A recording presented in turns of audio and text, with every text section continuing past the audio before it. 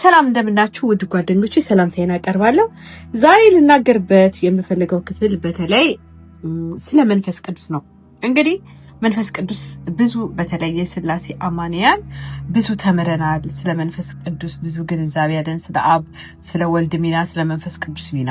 ዛሬ እኔ ስለ መንፈስ ቅዱስ ሚና ነው። መንፈስ ቅዱስና ማይንድ ሴት አስተሳሰብን እንዴት እንደምንረዳ ለማሳየት ነው የምፈልገው። በተለይ እኛ አሁን በተለይ መንፈስ ቅዱስ ከፍጥረት በፊት ፈጣሪ እንደነበረ፣ ሁለተኛ ነገር ደግሞ መንፈስ ቅዱስ መንፈስ ላይ ሰፎ እንደነበረ፣ አሁን ደግሞ በአማኞች ላይ እንዳደረ መጽሐፍ ቅዱስ ይናገራል ማለት ነው። እና እንግዲህ በሐዋርያት ስራ ላይ እንደምታዩት በአንድ ሀሳብ በአንድ ልብ ሆነው እያለ ምን ይላል? ድንገት ወረደ ይላል። ይሄ መንፈስ ቅዱስ አይደል እንዴ? እንዲያውም ያኔ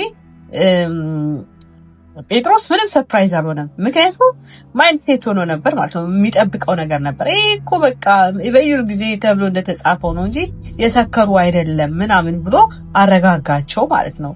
ስለዚህ ወገኖቼ ስለ መንፈስ ቅዱስና ስለ ማይንድ ስለ አስተሳሰብ በደንብ መረዳት አለብን ብዬ አስባለሁ። እና ስለዚህ ብዙ እንግዲህ ስለ መንፈስ ቅዱስ ትፈወሱ ዘንድ አንዱ ይጸልይ፣ ይሄ በቃ ሁሌ የምናደርገው ነው። እና መንፈስ ቅዱስ ብዙ አስተዋጽኦ አለው። ስለ ኃጢአት ይመራቸዋል፣ ይወቅሳቸዋል፣ ያስተምራቸዋል። እነዚህ ሁሉ የምናደርጋቸው ነው። ዛሬ ግን ልናገርበት የምፈልገው በተለይ ስለ ህይወት ቀረጻ ነው። እና በተለይ ባለፈው ሳምንት ደሙሴ ቡልቻ በያዕቆብን በሚያስተምሩት መልእክት ላይ በጣም ሲያስተምሩት ነበረ ማለት ነው። እና በተለይ ምንድነው ስለ መንፈስ ቅዱስ ሙላት እንዴት ነው የምንረዳው ማለት ነው። እና አንዳንዴ ብዙ አይነት ኤክስፒሪየንሶች እናደርጋለን ስለ መንፈስ ቅዱስ ሙላት። በእርግጥ መንፈስ ቅዱስ እንሞላለን፣ በዝማሬ በትምህርት የተለያየ ነገር ሊሞላን ይችላል። ዋና ነገር ግን የካራክተር ቀረጻ ነው። በተለይ በዚህ በማይንድ ሴት ውስጥ ገብቼ ካገኘኋቸው በጣም ትልቅና ዋናና ኢምፖርታንት ብዬ ከተረዳኋቸው ነገሮች በተለይ ደሙሴ ብቻ ሲናገሩ የነበሩት እንግዲህ የሐዋርያ ጳውሎስ ካራክተር ስለ እምነት በቃ ሰዎች ወንጌልን እንዲያውቁ እንደነበረ፣ ከእንደገና ደግሞ ያዕቆብ ደግሞ አይደል እንዴ ትንሽ በቃ የብሉይ ኪዳን ነቢያት ባህሪ እንደነበረው ቆጣ ያለ እንደነበረ አይደል እንዴ እምነት ያለ ስራ ሙት ነው እያለ በቃ ብዙ አይነት ካራክተሮች እንደነበራቸው። ይሄ ካራክተር ምንድነው? የእግዚአብሔር ባህሪ ነው። ዮሐንስ ደግሞ ፍቅር በቃ ሰዎች በፍቅር ነው የሚድኑት የሚል እንደነበረ ስንማር የነበረው። እና ከደና ደግሞ ሌላ በጣም ይገርማችሁ ስለ ማን ነበር የተማርኩት? ስለ ባርናባስ ነው። ባርናባስ በጣም መንፈስ ቅዱስ የተሞላ እና ከእንደገና ደግሞ እምነት የሞላው በቃ በተለይ በዚህ ኢሞሽናል ኢንቴሊጀንስ የጻፉ ሰዎች ነው። እና ስለሱ በጣም ከፍተኛ ስነ ምግባር የነበረው ሰው በቃ የእግዚአብሔርን ባህሪ በጣም ሁሉም ይመስላሉ፣ ግን አይደለ የተለያየ ቢሆን ልዩነቱ ግን እግዚአብሔር ነው የሚመስለው። በቃ እግዚአብሔርን የሚገልጥ ባህሪያቸው ነው ማለት ነው። ስለዚህ ወገኖች መንፈስ ቅዱስ የሆነ ኃይል ብቻ ሳይሆን መንፈስ ቅዱስ ኃይልን የሚሰጥ ብቻ ሳይሆን የሆነ ፈውስን ብቻ አካሄዱ ምናምን ሳይሆን ዋናው ነገር እንዲያውም የባህሪ እሱን በመምሰል ነው አይደል እንዴ? እሱን እንድንመስል ነው። ጳውሎስም ደግሞ ራስን በመምሰል ራስን አስለምደው ነው የሚለው። እና እዚህ ጋር አንድ ነገር ምንድነው ከዶክተር መርህ ጻፍኩትኝ። በተለይ መንፈስ ቅዱስ መሞላት ማለት አስተሳሰቦችን በስሜታችንና በድርጊቶቻችን ያለውን ቁጥጥር መግዛት ማለት ነው ይላል። እና በቃ ሙሉ በሙሉ አይደል እንዴ መንፈስ ቅዱስ ለውጥን ማለት በተለይ በስሜቶቻችን ላይ እና ይሄ ባህሪ ቀረጻን ለማለት እና ምንድነው የመንፈስ ፍሬ ገላትያ ፍቅር፣ ደግነት፣ ቸርነት አይደል። ለምሳሌ እንዳልኳቸው ባርናባስ በጣም ደግ ሰው እንደነበረ በቃ ንብረቱን ላይ የሚሰጥ በቃ የተሰጡ ናቸው። ገባችሁ? ለዚህ ወንጌል የተሰጡ እንደነበሩ እንጂ በቃ የሆነ እግዚአብሔር ውረድ ሳይሆን ከመንፈስ ቅዱስ ጋር አብረው የሚሰሩ መሆን ያለባቸውን የሚሆኑ ተግባራዊ ነገር የሚያሳዩ ናቸው ማለት ነው እንጂ አሁን በቃ እግዚአብሔር የጥና መንፈስ ቅዱስ በቃ ባመንን ጊዜ ተቀብለናል ማለት ነው። ግን የመንፈስ ቅዱስ ሚና መረዳት አለብን ማለት ነው። ገባችሁ? በቃ ጥላቻ የሚሰማን ከሆነ ይሄ ጥላቻን አይደል እንዴት ነው ማስወገድ ያለብን ብለን ማሰብ እንዳለብን ገባችሁ? ሰይጣን በቃ በረቂቅ ነገር ነው የሚሰራው። እኔ በጣም ብዙ ከተመራመርኳቸው ነገሮች በተለይ በዚህ በማይንድ ሴት ውስጥ ያገኘሁት የስነ ምግባር ስራን ነው ማለት ነው። በፋሚሊ በቃ ሰይጣን ገባቸው በቃ ሌላ ሃይማኖት ይፈጥርላቸዋል። በቃ ገባቸው ከዛ ላይ እንደዚህ እና ብዙ ነገሮች አሉ ማለት ነው ወገኖቼ። እና ቤተክርስቲያን ወደ ስነ ምግባር ቀረጻ ካልመጣች በስተቀር በቃ ምንም አይገባንም። ሀገር እንደዚህ እየተደባደበ እየተገዳደለ በቃ ያው ዘመን ቀርቷል ማለት ነው። እና ይህ ስነ ምግባር ቀረጻ በተለይ ከሰዎች ጋር ለመኖር ቤተሰብ ለመመስረት ከእንደገና አይደል እንዴ ቤተክርስቲያን አብሮ ለመኖር ሀገር ውስጥ በሰላም ለመኖር ገባችሁ? ይሄ ስጦታ እግዚአብሔርን ስለምንመስል አይደል እንዴ በቃ ነገሮች ይሆናሉ። የሰው ልብ ውስጥ ለመግባት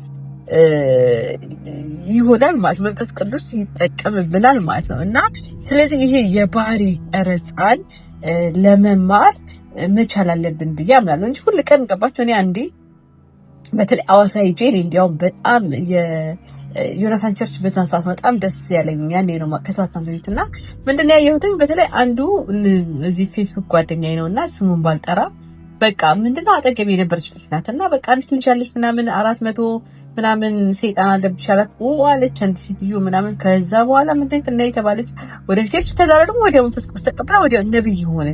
አሁን ትንቢት ትናገርሽ ነው ፊልም በቃ እንደዚህ አይነት ብልግና ጠንቋይ እንኳን አያደርግም ማለት ነው የምላችሁ ያለሁት። በቃ እግዚአብሔርን እንደ እግዚአብሔርነቱ ካላወቀን በቃ ለማይረባ አይምሮ ነው የምንሰጠው። እና ስለዚህ በቃ የሆነውን በቃ ደካማ ከሆነ ደካማ ነኝ በዚህ ነገር ላይ ጸልዩ። ለዚህ እኮ ነው ሁሌ እርስ በርስ እንድንጸለይ ሐዋርያት በቃ እነሱ ያለፉበት ነገር ስለሆነ በቃ ስለ ፈውስ ስለ ስነ ምግባር በቃ እርስ በርስ ግልጽነትን ነው የምንማረው እንጂ ሌላ የሆነ ሰማይ አሁን ሊከፈት የምንጸልየው ነገር የለም። የተከፈተ ሰማይ ነው ያለው በኢየሱስ ክርስቶስ ስም።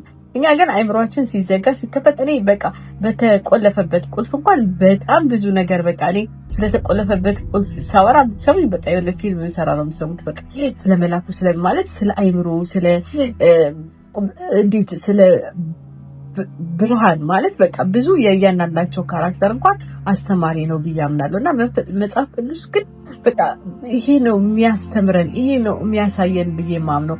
እያንዳንዳችን አይደል እንዴ በቃ እግዚአብሔር ያለንን ነገር እንድንሆን ደግ፣ ቸር፣ የዋሆች በመስጠት ይቅር በማለት በቃ ለወንጌል መስዋዕት በመሆን ማለት ነው። እና እነዚህ ነገሮች በቃ በአይምሮ ላይ ያሰብኳቸው እና ይሄንን ደግሞ እንዴት ነው ባህሪ ቀረጻ እንዴት ነው በቃ ስለ ሐሳብ ማለት ለምሳሌ በጋራ በአንድ ሐሳብ በአንድ ልብ በሆነን ጊዜ የሚፈጸም ነገር አለ። እግዚአብሔር ሁሉ ጊዜ እንደ ሐሳቡ ስንሆንለት ሀገራችንንም የሚቀይረው እንደ ሐሳብ ስንሆን ነው። ቅድም እንዲያውም ፕራይም ሚኒስትሩ በቃ መንገድ ሳይሆን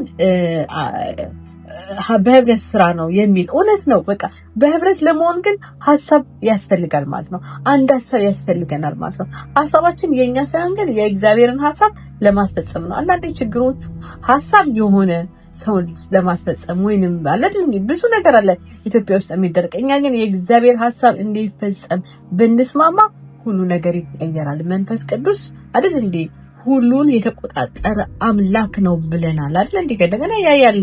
በቃ እኛ እኮ ትምህርት እኮ በቃ መንፈስ ቅዱስ በቃ ይሰማል በቃ ብለን ሁሉ ነገር እንደሚያውቅ እናስተምራለን። ግን ያውቃል ወይ ነገሩን አሁን የሆነ ያለውን ብለን አንረዳም። እና ስለዚህ ፖይንቴ ምንድነው በተለይ የካራክተር ቀረጻ ላይ እንዴት ነው እኔ በጣም በተለይ በዚህ በዶክተር ትምህርት ስለ ኢሞሽናል ኢንተለጀንስ ስለ ካራክተር ስለ ምን ስብዕና ምናምን በጣም በተለይ ዶክተር ወዳጄነን ሁሌ ደስ እያለኝ ነው የምሰማቸው። ከመጽሐፍ ቅዱስ ያን ነው የሚያስተምረን ማለት ነው እንጂ ይሄ የውሸት ልምምድ በቃ ጮኸን መሄድ አይደለም። እና ስለዚህ መንፈስ ቅዱስ የተሞላ ሲባል ልክ እንደ ባርናባስ ደግነት የተሞላ ትዕግስት የተሞላ ፍቅር የተሞላ ቸርነት የተሞላ ማለት ነው እንጂ የሆነ በቃ ናውረድ አሁን በቃ ምናምን ኮንፈረንስ 40 ቀን መጾም ምናምን አይደለም። በቃ ሐሳቡን ማሰብ ማሰላሰል ነው። እና ስለዚህ የመጀመሪያ ነገር ሐሳብ ነው። በቃ በግል ህይወታችን ቀረጻ ለማድረግ ሐሳብ ነው። ሀገር ለመቀየር ሐሳብ ነው። ከዛ በኋላ ምንድነው በቃ መንፈስ ቅዱስ የእግዚአብሔርን ሐሳብ ካሰበን እግዚአብሔር ይፈጽመዋል ማለት ነው። ግን ይሄ ቀረጻ ህይወት ለውጥ ግን ምንድነው የሚለው እግዚአብሔር ለመምሰል ራስን አስለምደው ይላል። እና ስለዚህ ምንድነው እኔ አንድ ጥቅስ ልቤ ላይ የመጣ በተለይ ጢሞቴዎስን ምንድነው ያለው በቃ በትምህርቴን ምሰል ብሎ በጣም ካሳደገው በኋላ በቃ ምንድነው ያለው እጄን ይጭንብሃለሁ አለ አይደል እንዴ? በቃ የፍርሃት መንፈስ አልተሰጠንም። የተሰጠን ምንድን ያለው ራስን የመግዛትና የፍቅር መንፈስ። ጢሞቴዎስን ሲያየው በቃ አድጎ በስሎ ሲያየው በቃ አሁን እጆቼን በመጫን አንተ ላይ ያለን ጸጋ አነሳሳለሁ። በቃ ምንድነው እንግዲህ ደብዳቤን የጻፈለት ይሄንን ምንድነው መሰላችሁ? በቃ ይሄ እምነትን፣ ህብረትን፣ አንድነትን ያሳያል ማለት ነው እንጂ የሆነ ሰው ዘይት ይዞ ስለመጣ ነብይ ነኝ ስላለ ማንንም ሰው የመቀየር አላማ የለውም። ጢሞቴዎስ ግን እንዲያውም ብዙ ጊዜ አይደል እንደ እግዚአብሔርን ባህሪ ከቤተሰቡ ጀምሮ የተለማመደ የአማኝ እንደነበረ እንዳደገ ነው እየመሰከረለት ያለው ጳውሎስ ማለት ነው። ከዛ በኋላ በቃ እጆቼን በመጫን አይደል እንዴ በቃ እና ይሄ እውቅናን መስጠት ነው፣ መደገፍን ነው። እና ስለዚህ ብዙ ነገሮች አሉ ፌኮች ምንለማመዳቸው ፍቅር የጎደላቸው በተለይ ኢትዮጵያ ውስጥ በቃ ፍቅር እንደጎደለን በቃ እግዚአብሔር እንደራቀ ሳይሆን እኛ እንደራቀን ማስተዋል አለብን። ግን እግዚአብሔር ይመስገን እዚህ ደግሞ ብዙ የሚተጉ ደጋግ አገልጋዮች አሉን አሁን ላለንበት እነሱን በጣም ማመስገን አለብን ማለት ነውና ስለዚህ በዚህ ጉዳይ ላይ እንድናስተውል ነው። እና በዚህ እንግዲህ ከዚህ በተሻለ የዶክተር ምህረትን በተለይ ብዙ ነገሮችን ብትሰሙ በጣም በተለይ በዚህ በካራክተር ቀረጻ ላይ ብዙ ጥቅም ታገኛላችሁ ብዬ አምናለሁ። እግዚአብሔር ይባርካችሁ። ተባረክ።